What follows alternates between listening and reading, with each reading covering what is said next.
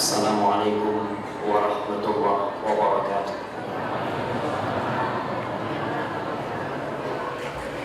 Alhamdulillah alladzi bi ni'matihi tatimmu shalihat. Segala puji bagi Allah Jalla Jalaluh yang karena nikmatnya kebaikan-kebaikan menjadi sempurna, yang karena rahmatnya niat-niat baik hamba dapat terlaksana.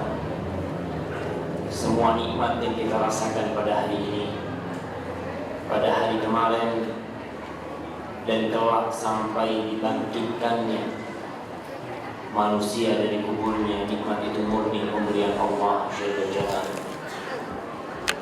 sehingga tiada yang pantas untuk dipuja, tiada yang layak untuk disanjung melainkan hanya Allah semata Rabbul Alamin.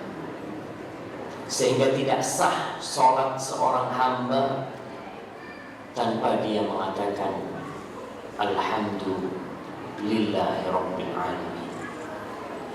Allahumma salli wa sallim wa zid wa barik wa an'im ala habibikal Mustafa wa nabiyyikal mujtaba nabiyyina wa sayyidina Muhammad. Ya Allah, semoga salawat-Mu, semoga salam, berkah dan nikmat-Mu senantiasa Kau curahkan untuk hamba kekasih, untuk manusia terindah yang pernah menginjakkan kakinya di muka bumi, untuk manusia termulia yang pernah Allah utus sebagai seorang nabi, untuk ayah yang paling baik kepada anak-anaknya, untuk suami yang paling santun kepada istri-istrinya, untuk baginda Nabi kita Muhammad sallallahu alaihi wasallam. Dan semoga salat itu bersambung untuk keluarga beliau, untuk istri-istri beliau, untuk Khadijah, untuk Aisyah, untuk Hafsah, dan untuk seluruh istri beliau. Dan satu hal yang perlu kita tanamkan di dalam jiwa, bahwa istri-istri Rasulullah sallallahu alaihi wasallam semuanya adalah ibunda kita. Allah Jalla Jalaluhu mengatakan wa azwajuhu ummahatuhum, dan istri-istri beliau adalah ibunda orang-orang yang beriman. Dan semoga salawat itu bersambung untuk putra putri Rasulullah SAW, khususnya untuk Fatimah binti Muhammadin sallallahu alaihi wasallam bersama putra-putra, bersama Hasan dan Husain, yang mereka adalah cucu-cucu Rasulullah sallallahu alaihi wasallam, yang mereka adalah kesenangan Nabi dalam kehidupan dunia ini, yang mereka adalah yang termulia dari pemuda-pemuda surga. Sebagaimana semoga salawat itu bersambung untuk seluruh sahabat Nabi, yang terutama untuk Abu Bakar As-Siddiq, untuk Umar bin Khattab, untuk Utsman bin Affan, dan untuk Ali bin Abi Thalib radhiyallahu taala anhum ajma'in, yang mereka adalah manusia-manusia pilihan yang dipilih oleh Sang Pencipta untuk mendampingi Rasulullah sallallahu alaihi wasallam dalam menyampaikan agama Allah ini. Kita pun bisa merasakan indahnya Islam, bisa merasakan nikmatnya menjadi muslim, tidak luput dari peran para sahabat Nabi. Mereka lah yang melanjutkan tongkat estafet dakwah Islam setelah wafatnya Rasulullah sallallahu alaihi wasallam. Bagaimana Islam bisa sampai ke Palestina, Islam bisa sampai ke Persia, Islam bisa sampai ke Eropa, itu tidak luput dari peran para sahabat Nabi bersama keluarga Rasulullah SAW. Amma ba'd, ma'asyiral muslimin, para jemaah rahimakumullah, dan para pendengar radio sahabat FM Tegal, dan ada radio kita FM Cirebon dan radio Insani Purbalingga. Semoga semua yang menyimak acara ini diberkahi oleh Allah Jalla Jalaluhu. Hari ini hari Jumat, tanggal berapa? Ana agak sakit hati sama panitia, sedikit tapi nggak banyak. Karena panitia pasang penanggalannya orang Kristen. Tanggal berapa hari ini?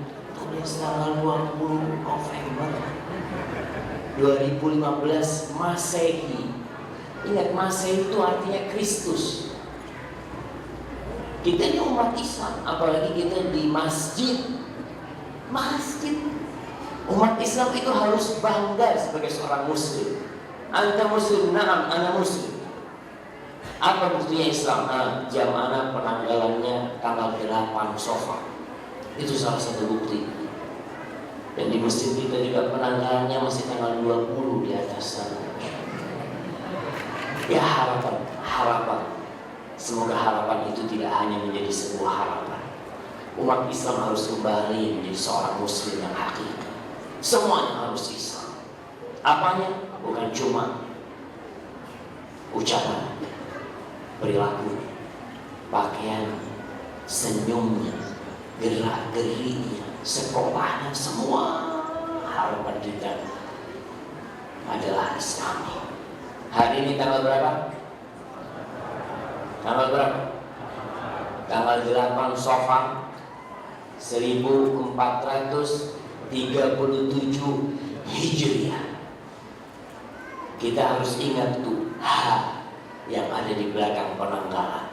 Itu adalah poin perubahan, di mana umat Islam yang dahulunya tertindas, yang dahulunya dizalimi, yang tidak bisa menyampaikan la ilaha illallah di bumi Mekah, dengan hijrahnya Rasulullah SAW meninggalkan kota paling mulia di muka bumi ini, kota paling dicintai oleh Allah. Tatkala kota itu tidak mau menerima la ilaha illallah, tinggalkan.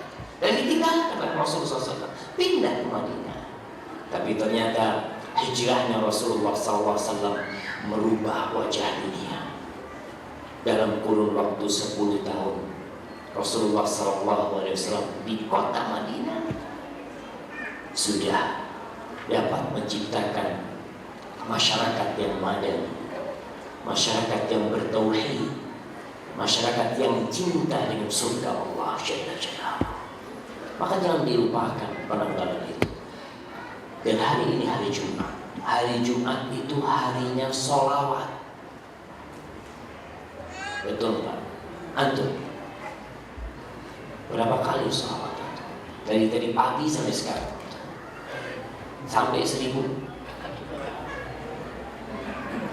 Enggak kehitung, Masya Allah. Kita masuk ke generasi memang yang tidak menghitung. Ya Alhamdulillah, Allah kasih hadiah kepada yang tidak menghitung sholawatnya. Dan memang nggak wajib ngitung jemaah. Tapi paling tidak kita tuh tahu hari Jumat ini hari spesial. Pada hari ini Allah Jalla Jalaluhu menciptakan Nabi Adam alaihissalam. Pada hari ini pula Allah Jalla Jalaluhu memasukkan Adam ke dalam surga, kemudian menurunkan di dalam surga. Dan kelak pada hari Jumat kiamat itu akan terjadi. Lalu Rasulullah SAW mengatakan, fa'akthiru fihi minas salati alayya. Banyak-banyak kalian salawat kepada aku pada hari Jumat. Maka khususkan waktu untuk bersalawat. Berapa jam? Terserah. 1 jam. Kita ini subhanallah, kalau ngobrol 1 jam, 2 jam gak capek. Pas sholawat 5 menit kayaknya banyak banget. Udah banyak sholawat. Tolong kita kembali mengingat bahwa seorang muslim tidak sah keimanannya sampai dia mencintai Rasulullah SAW lebih daripada mencintai diri dia sendiri. La yu'minu ahadukum hatta akuna ahabba ilaihi min waladihi wa walidihi wan nasi ajma'in. Nggak sempurna, nggak dikatakan beriman seseorang di antara kalian sehingga dia menjadikan aku, kata Rasulullah SAW, lebih dia cintai daripada bapaknya, daripada anaknya, daripada seluruh umat manusia yang ada di muka bumi. Salah satu bentuk cinta kita kita banyak berselawat kepada Rasulullah SAW. Ma'asyiral muslimin rahimakumullah. Apa tema kita hari ini? Maafkan aku yang tak sempurna. Subhanallah. Berbincang tentang rumah tangga. Pada hakikatnya kita berbincang tentang masa depan negeri ini. Kota Tegal ini, masyarakat Tegal ini, pada hakikatnya hanya kumpulan rumah tangga yang menjadi satu kemudian menjadi RT, dari RT menjadi RW, dari RW menjadi desa, kampung, kelurahan, kecamatan, menjadi kabupaten. Kalau ternyata rumah tangga itu tidak dibangun di atas la ilaha illallah, tidak dibina di atas kesadaran sebagai seorang muslim, maka kita akan melihat kekacauan yang menimpa negeri ini. Antum bisa bayangkan, tadi malam saya keluar rumah jam 11:30, jam 12 kurang seperempat, menuju ke stasiun kereta api. Itu di pinggir jalan, di alun-alun itu masih ramai anak-anak muda, pasangan remaja putra dan putri, yang perlu ditanyakan, kemana orang tua mereka? Kemana bapak mereka? Kemana ibu mereka? Kadang-kadang kita berpikir, subhanallah, bagaimana kelak masa depan negeri ini ketika orang tua sudah tidak lagi perhatian kepada keluarganya. Suami tidak memperhatikan istrinya, istri juga sudah tidak care kepada suaminya. Maka berbincang tentang rumah tangga adalah perbincangan yang sangat indah, karena kita akan berbicara tentang cinta dan kasih sayang. Kita akan berbicara tentang firman Allah Jalla Jalaluhu, yang insya Allah kita semua ingat dengan firman itu. Allah mengatakan, wa min ayatihi an khalaqa lakum min anfusikum azwaja litaskunu ilaiha. Dan di antara tanda-tanda kebesaran Allah, semua tanda-tanda atas ketauhidan Sang Pencipta itu besar. Langit yang 7 lapis, bumi yang dihamparkan untuk kita, binatang-binatang yang Allah ciptakan dan Allah kasih rezeki. Itu adalah tanda atas ketauhidan Sang Pencipta. Dan di antaranya adalah Allah jadikan pasangan hidup kita dari diri kita sendiri. Allah jadikan pasangan bagi Adam itu dari Adam. Allah menciptakan Hawa dari Adam. Apa tujuannya?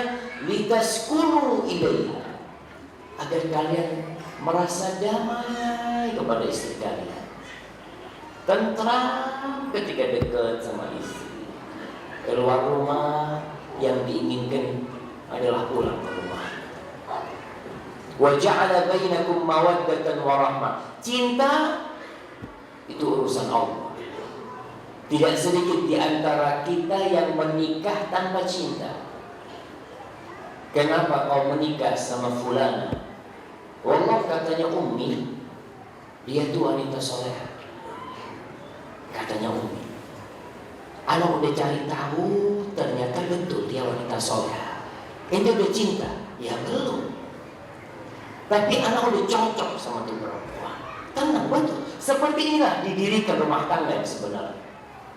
Masalah cinta, Allah yang menjadikan cinta dan kasih sayang. Wa ja'ala bainakum mawaddatan wa rahmah. Allah yang menjadikan di antara kalian mawaddah wa rahmah. Apa arti mawaddah dan rahmah itu?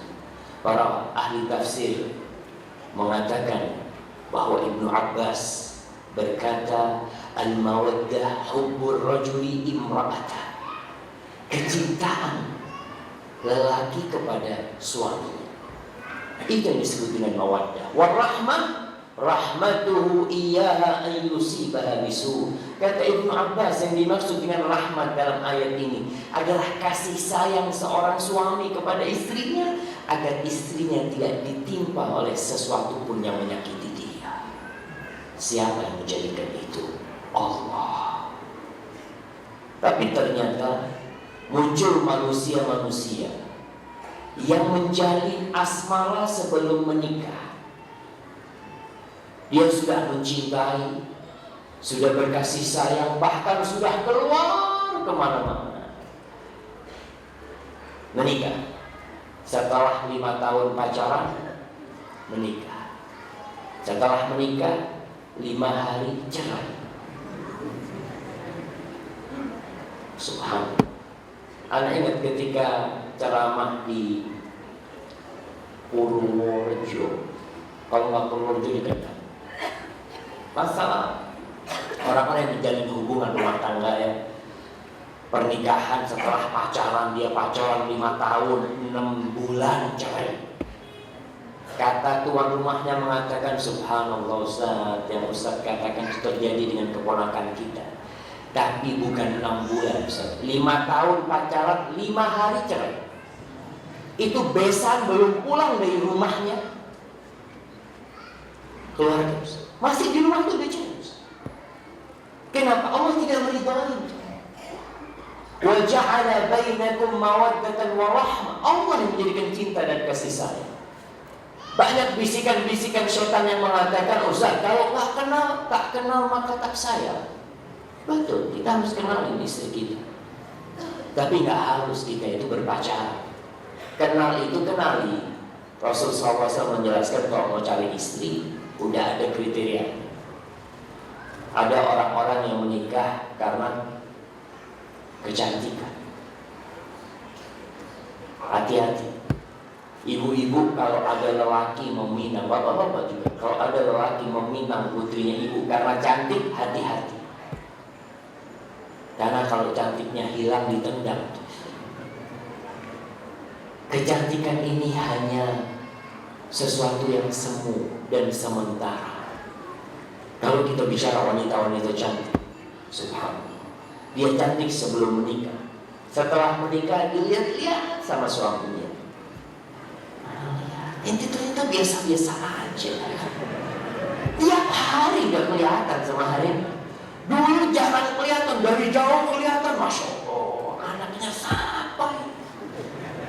Setelah tiap hari di rumah dilihat, ternyata biasa-biasa aja.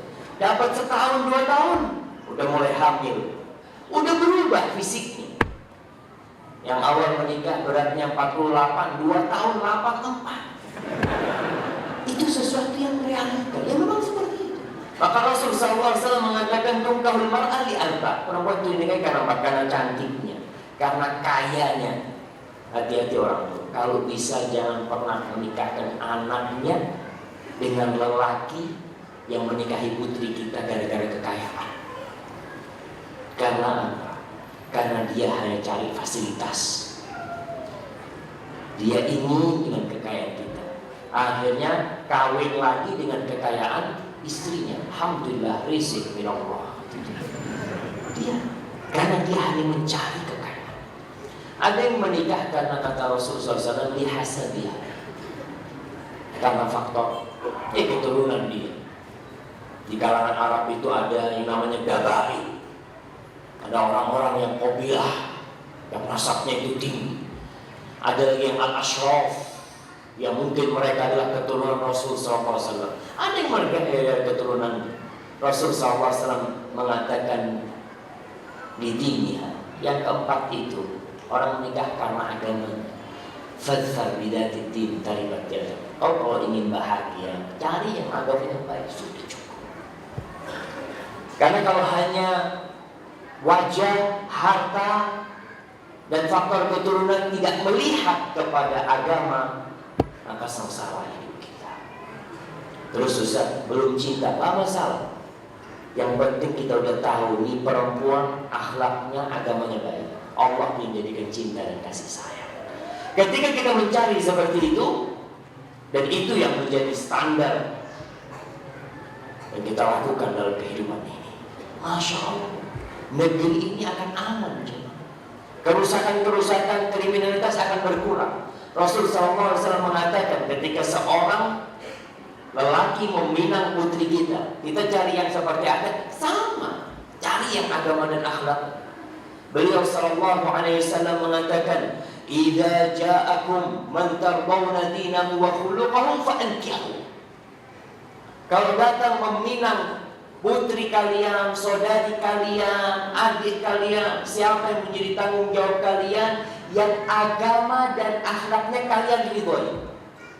Ingat, Rasul SAW mengatakan agama dan akhlak.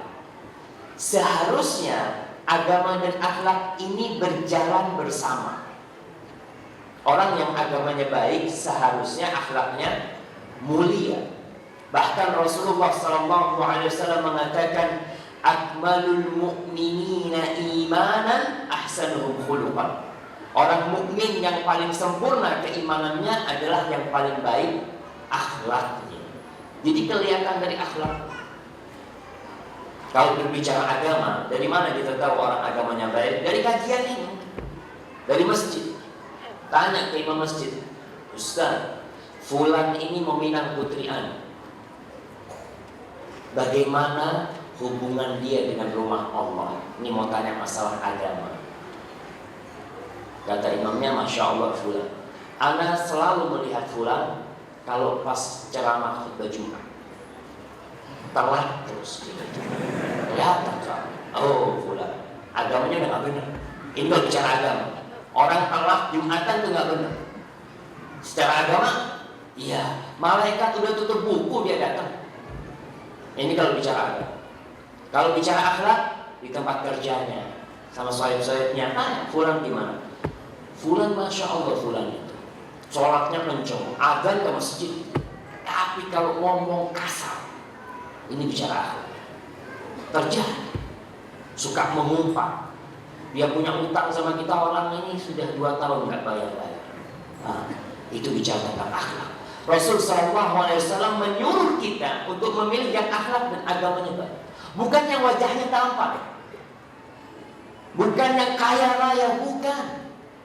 Putri kita nanti akan bersama suaminya ini, bersama akhlak dia di rumah ini. Nggak ada yang tahu orang tua di rumah berdua mau diapain tuh putri kita. Hanya Allah yang tahu. Maka Rasulullah SAW mengatakan, kawin. Kalau datang meminang putri kalian agama dan akhlak, kawin. Wa illa, kalau itu tidak kalian lakukan, takun fitnatun fil ardi wa fasadun kabir, maka akan terjadi kerusakan di muka bumi ini dan kekacauan yang besar. Itu yang kita lihat. Munculnya generasi-generasi yang menjadi begal, generasi-generasi yang narkoba, generasi-generasi yang tidak berbakti kepada orang tuanya. Apa faktor utamanya? Orang tua. Orang yang beragama ditolak, yang diterima adalah orang-orang. Ustaz, kan haknya orang tua. Iya, hak antum mau menerima atau menolak. Para sahabat bertanya kepada Rasul SAW, in kana fi, wahai Rasulullah SAW, kalau di calon menantu ini, oke, agamanya baik, akhlaknya mulia, tapi ya mungkin miskin, mungkin kulitnya putih gelap, nggak terang. Kan orang gimana kalau kalian meminang putrinya adalah orang yang nggak ganteng? Rasulullah SAW mengatakan, idza ja'akum man tardawna dinahu wa khuluquhu fa'ankihu. Kawinkan kalau ingin bahagia. Ma'asyarul muslimin rahimakumullah, ingat, yang menjadikan cinta dan kasih sayang adalah Allah Jalla. Cinta ini adalah sumber kehidupan. Orang kalau sudah cinta, dia akan berbuat apa saja untuk orang yang dicintai. Kita lihat bapak-bapak bekerja dari pagi sampai sore. Ditanya, buat siapa? Ustaz, kalau saya sih sudah cukup, tapi buat istri apa anak-anak? Istri apa anak-anak? Anak-anak nggak disebutin istrinya. Dia ngomong, aduh Ustaz, istrinya lah bertahan sama istri ya. Gara-gara anak-anak banyak terjadi seperti itu. Dia bekerja untuk anak-anak dan bukan untuk istri. Kadang-kadang si ibu-ibu ditanya, ibu-ibu kok masih bertahan sama suami yang seperti ini, kata dia. Ya mau gimana Ustaz? Demi anak-anak. Dia kalau sudah sama suami udah gak cinta sama sekali. Begitu pula suaminya mungkin sudah tidak cinta kepada istri, sehingga kehidupan di dalam rumah tangga itu sudah mulai hilang keharmonisan. Para jemaah, bapak-bapaknya harus tahu bahwa kesuksesan seorang lelaki itu bisa saya yakinkan di baliknya ada seorang wanita. Wanita pertama adalah ibundanya. Bapak-bapak bisa sukses, harus tahu ada peran seorang wanita yang mendukung dia, merawat dia, membesarkan dia. Setelah menikah, di situ ada peran istri yang tidak boleh dilupakan. Dia memiliki peran dan keberhasilan kita dalam kehidupan. Bahkan Allah Jalla Jalaluhu menjelaskan tentang bagaimana kebutuhan suami kepada istri dan sebaliknya. Wanita juga butuh kepada suami.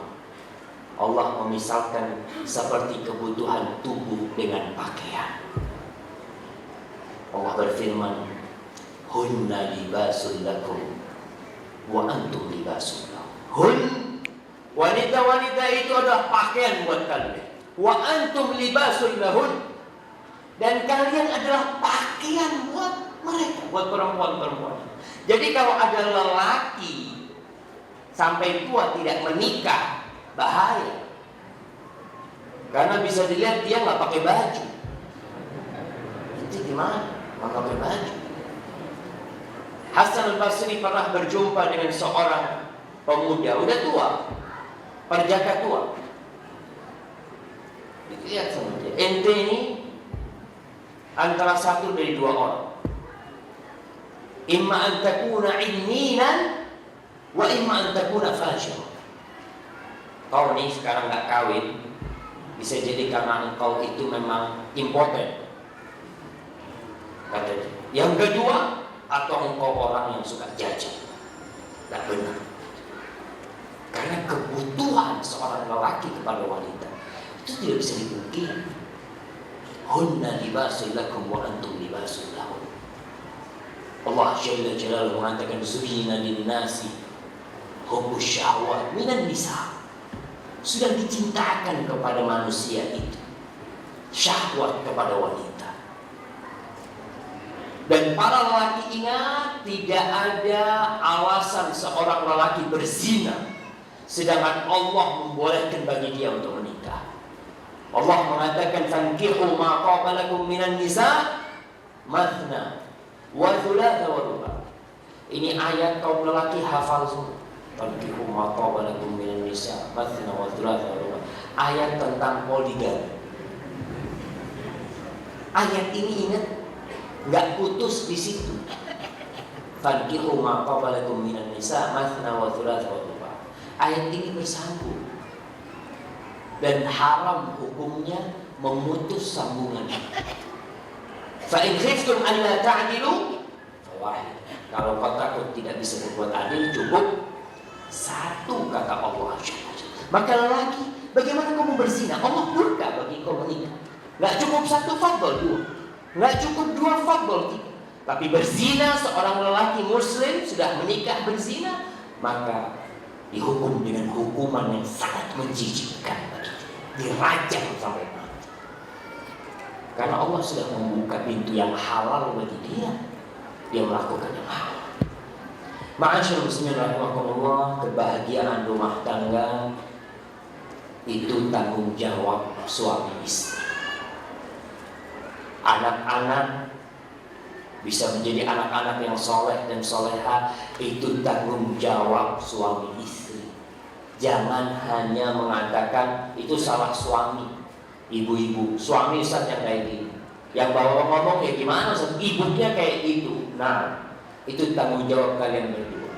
Kalau engkau berkata salah memilih istri, ya sudah. Kesalahan itu tidak perlu dipikirkan, tapi bagaimana memperbaiki kesalahan. Begitu pula wanita-wanita yang merasa salah menerima suami. Tidak perlu kesalahan itu dipendam di dalam hati sehingga hidup dia melarat. Karena penyesalan yang tiada henti. Ingat, nasi sudah jadi bubur, ya udah, diapain? Dimakan bubur. Antum mau diapain? Masa antum mau lihat nasi udah jadi bubur, ya Allah, gimana ya? Ini udah jadi bubur. Dilihat terus. Ya ini makan, bismillah. Kasih kecap, jadi enak juga.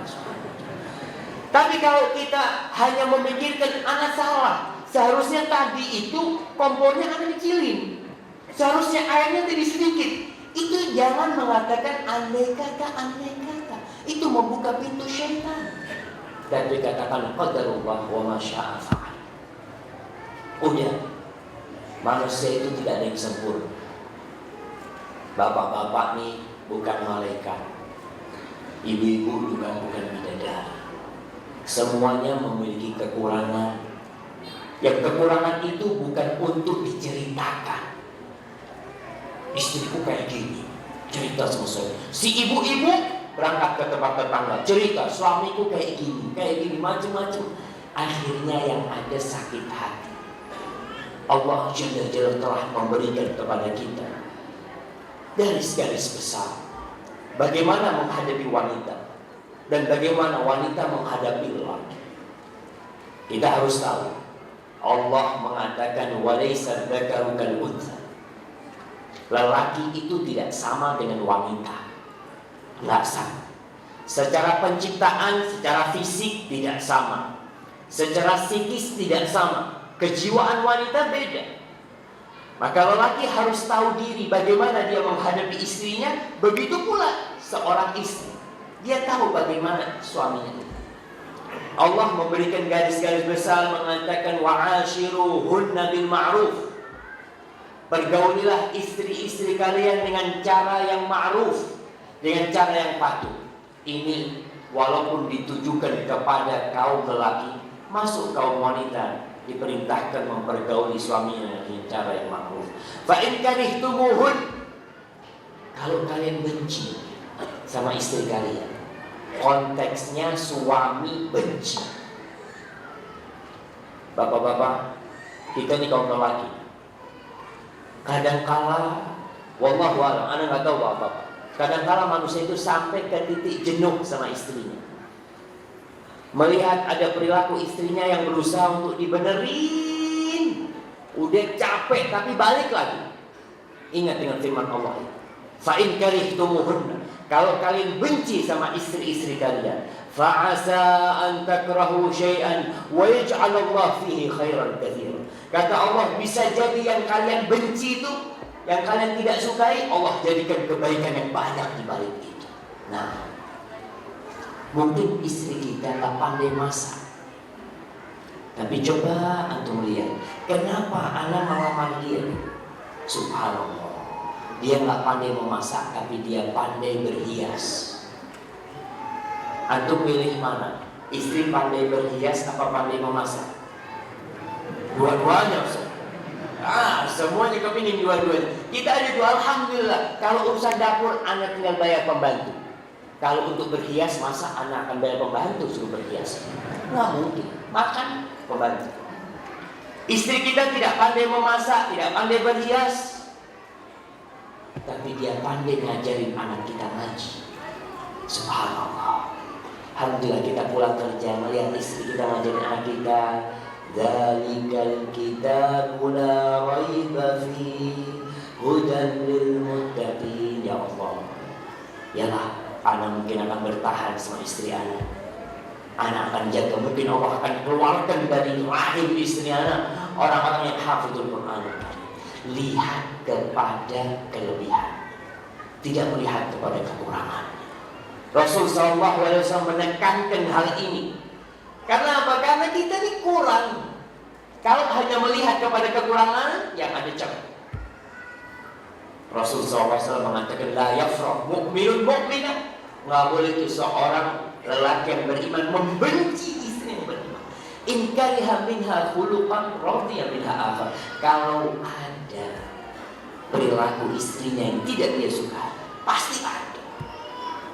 Rasul SAW dengan Aisyah, dengan istri-istrinya ada, namanya manusia nggak sempurna. Tapi beliau mengatakan sallallahu alaihi wasallam radiya minha akhar. Dia akan ridho dengan beberapa akhlak. Ma'asyiral muslimin rahimakumullah, maka pada kesempatan kali ini kita perlu duduk merenungkan. Para suami harus berpikir, apa sih yang diinginkan oleh istriku dari aku? Dan para istri harus juga mengatakan, yang disukai oleh suamiku dari aku itu apa? Kita sama-sama kurang, tapi kita diperintahkan untuk saling menyempurnakan. Dengan seperti itu kehidupan akan harmonis. Yang pertama kita akan berbicara apa yang diinginkan suami dari istri. Ibu-ibu catat tuh, supaya tahu suaminya itu kepingin apa. Mungkin sudah menikah 10 tahun, ada yang menikah 17 tahun, Ustaz, anak 17 tahun Ustaz menikah. Sebenarnya anak sudah mau cerai, Ustaz. Nggak tahan. Kenapa? Ya kadang-kala si istri tidak tahu dengan apa yang diinginkan oleh suami.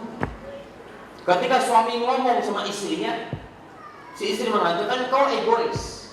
Ya memang, suami itu egois. Yang pertama yang diinginkan oleh suami dari istri. Sebelum kita lanjutkan ini, ibu-ibu dicatat tuh, anak mau minum dulu nih.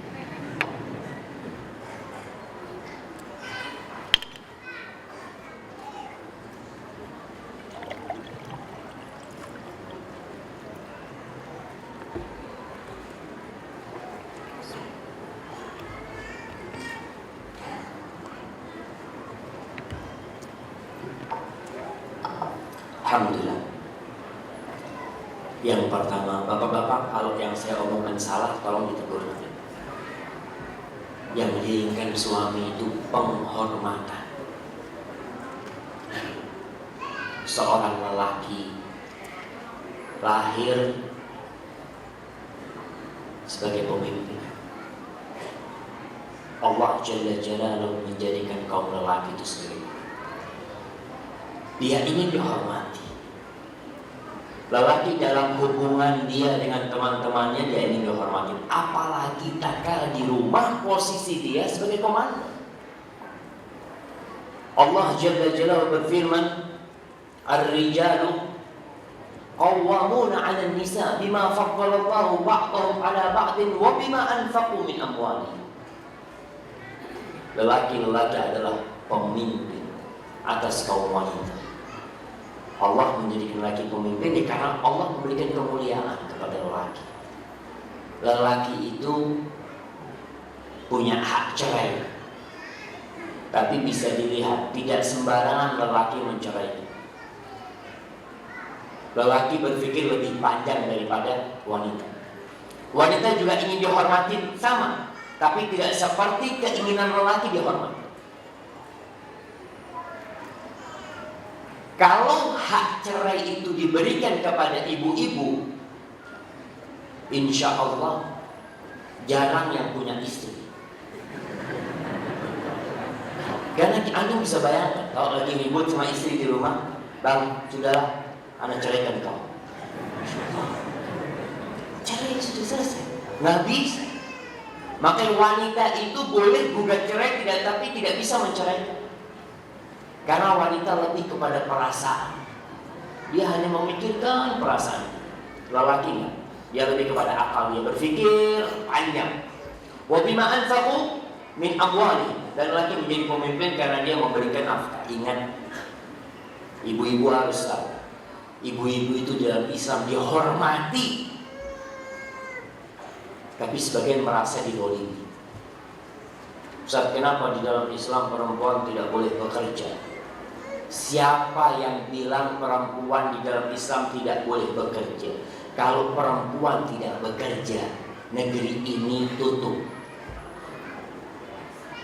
Saya katakan, Kalau perempuan tidak bekerja, negeri ini tutup. Wanita di dalam Islam wajib bekerja.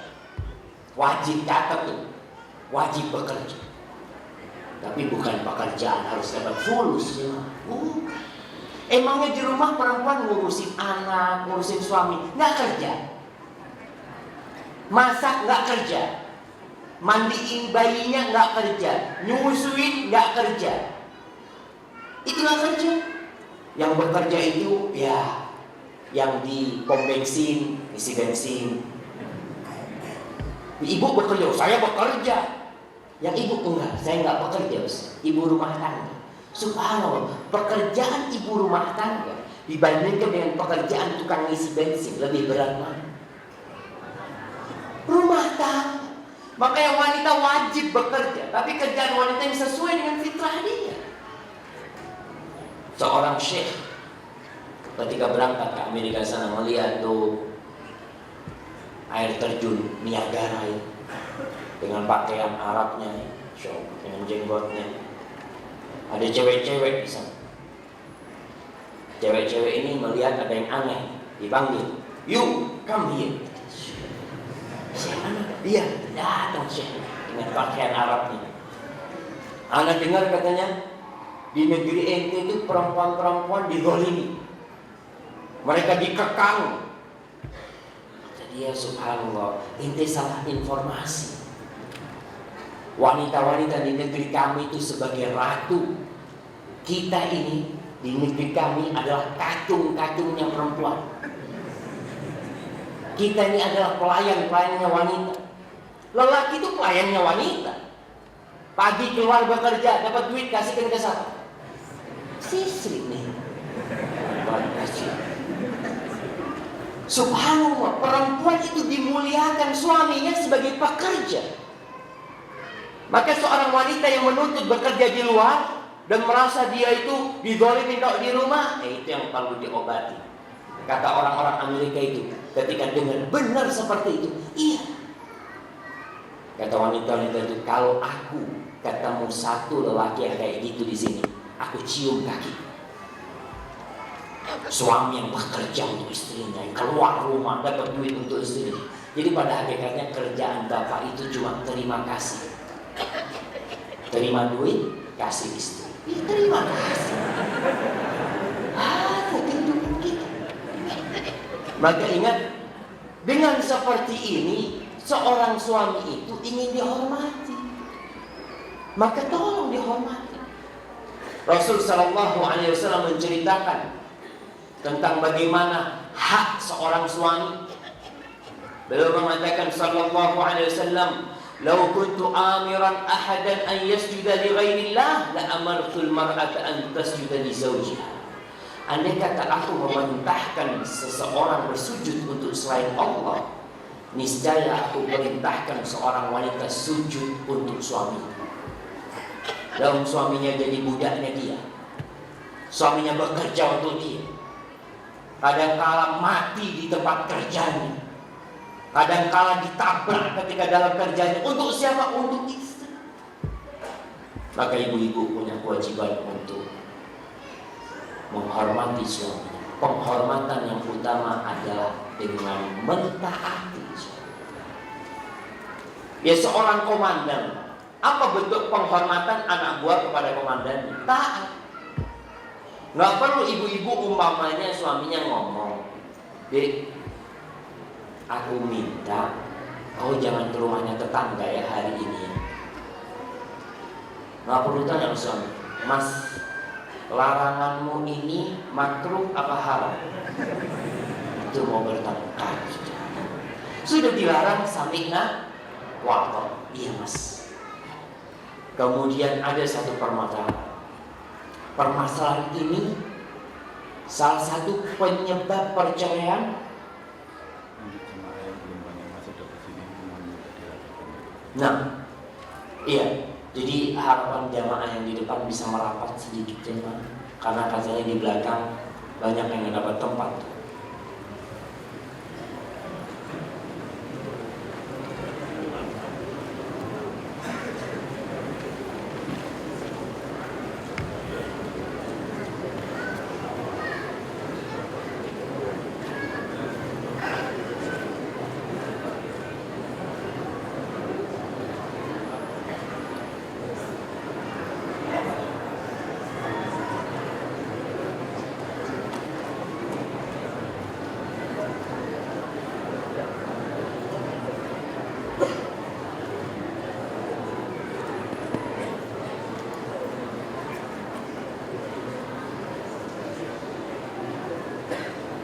Subhanallah, suasananya panas. Tapi kalau bicara rumah tangga ini jadi lebih panas. Tapi bismillah, antum sabar. Insyaallah pulang dari sini sama. Anak ini dari tadi malam sampai sekarang belum kena air badannya. Semua dalam perjalanan. Kalau antum panas, anak panas, cuma kelebihannya anak dapat air. Alhamdulillah. Baik, satu permasalahan yang menyebabkan banyak perceraian, tapi jarang suami ngomong. Masalah anak kasih hadiah. Suami yang berani ngomong, anak kasih hadiah. Masalah itu udah nikah. Betul, itu masalah pakai nggak pernah ngomong. Kalau pakai kan ngomong istri. Dan kau kira mau apa? Anak kasih buku antum mati tersenyum. Tapi bukan itu. Jadi masalah yang besar sampai disebutkan ini sebagai, di buku-buku ulama menyebutnya as-sababul khafi, sebab perceraian yang tersembunyi, masalah ranjang. Betul. Betul. Antum mau jawab itu tadi? Apa-apa, bisa. Kirim ke sana. Masalah kadangkala ya dibalas. Kadangkala suami berusaha, mungkin pakai bedak bayi itu sampai dengan bayinya paksa. Maka tolong, suami suka dengan keindahan. Pakailah pakaian yang indah di rumah itu ya. Khususnya, makanya kenapa sebaiknya seorang perempuan itu kalau sudah nikah, para bapak-bapak ini tidak kumpul sama mertua. Soalnya kalau kumpul sama mertua, mama istri kita kumpul sama mertua, istri kita lagi pakai pakaian seksi. Apa kata ibu kita? Kau itu kayak anak nakal aja. Ini sama suaminya nggak apa-apa gitu kayak gitu. Tapi kalau di rumah sendiri memang itu lebih bebas. Yang kelima yang diinginkan suami dari istri, suara yang lembut dan penuh kemanjaan. Kalau ngomong sama suami, tolong volumenya dikecili. Allah Jalla Jalla melarang wanita-wanita untuk berlemah lembut berbicara dengan selain mahram. Allah mengatakan fala takhba'na bil qaul. Kalian wanita-wanita janganlah kalian itu berlemah gemulai, berlemah lembut ketika berbicara. Fayatma'al ladzi fi qalbihi marad.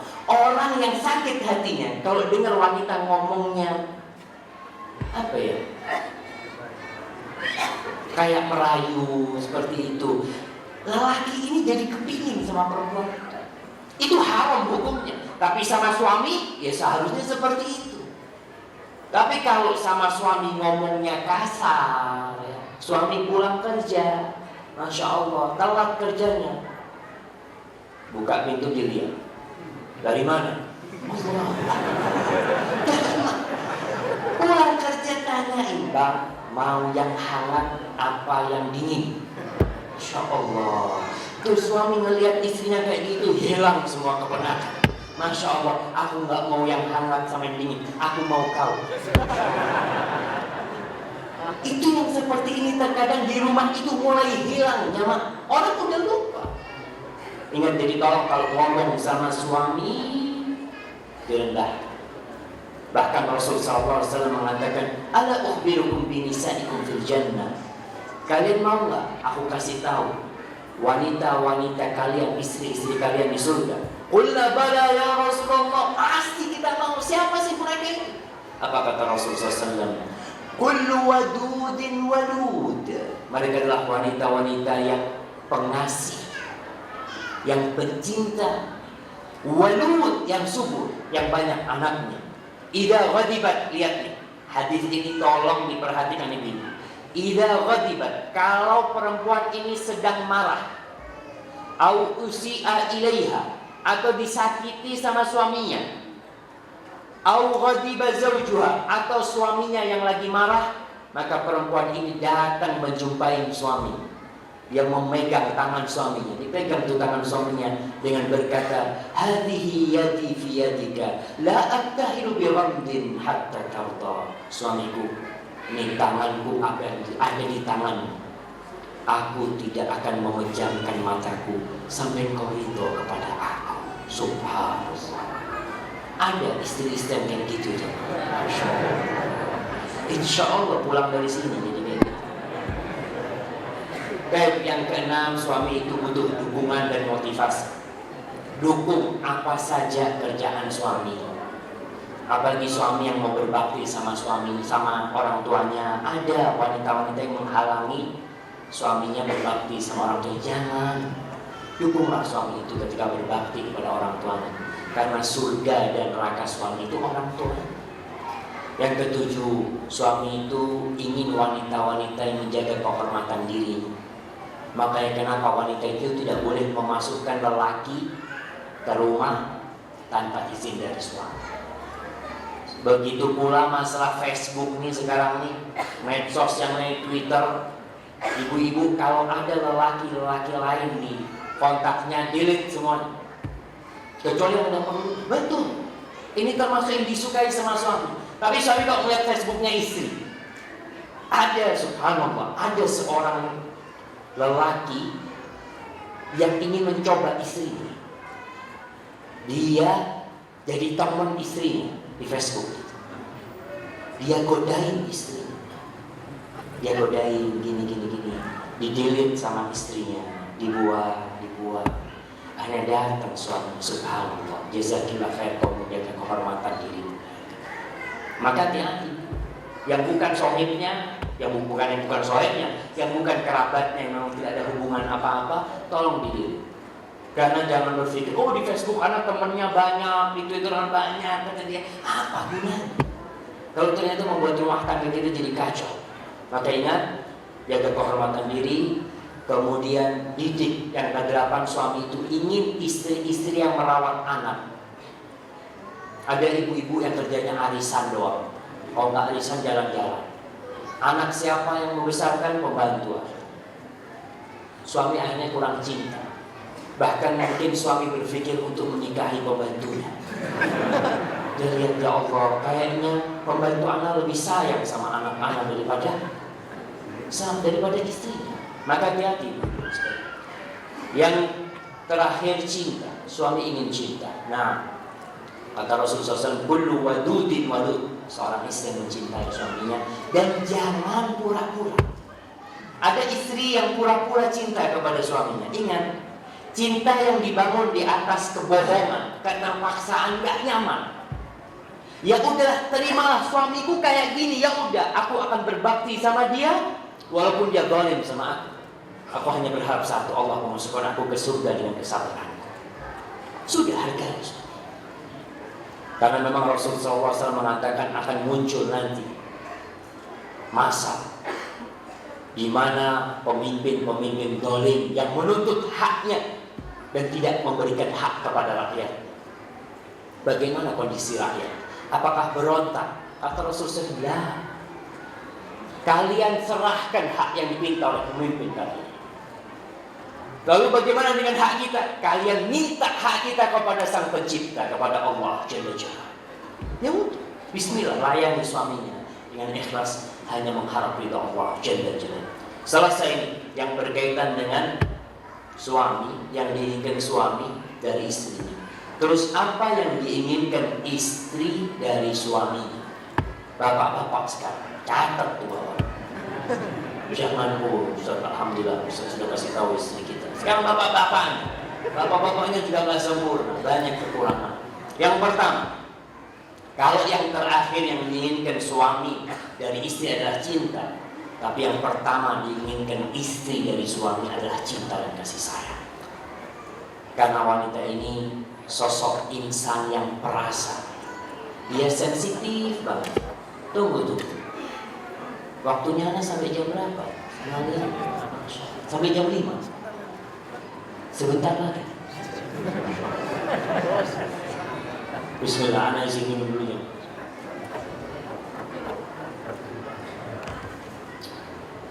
Oke, anak yang cepat tentang apa yang diinginkan istri dari suami, cinta dan kasih sayang. Biasanya kalau awal-awal suami itu mengungkapkan cinta, setelah itu tidak. Kadang-kala orang sudah menikah 20 tahun, tanyakan, bapak pernah ngomong sama istrinya, aku cinta kepadamu? Anak mau kasih aja, mau tanya, bapak kita, bapak udah berapa tahun nikah nih pak? 23 tahun. Kapan terakhir ngomong aku cinta kepadamu? Tenang, kapan terakhir ngomong? Ini bukti nih jemaah. Nggak apa-apa, kapan? Kira-kira kapan? 5 tahun yang lalu? Mungkin. Atau 10 tahun yang lalu? Oke, kita kasih aja. Lihat nih, 5 tahun ke 10 tahun yang lalu ngomong aku cinta kepadamu. Istri itu ingin. Rasul SAW itu sudah tua. Beliau umur 60 tahun. Ketika ditanya siapa wanita yang paling mau cintai, Aisyah. Dia sebut. Dan cinta itu diungkapkan dengan lisan dan dengan perbuatan.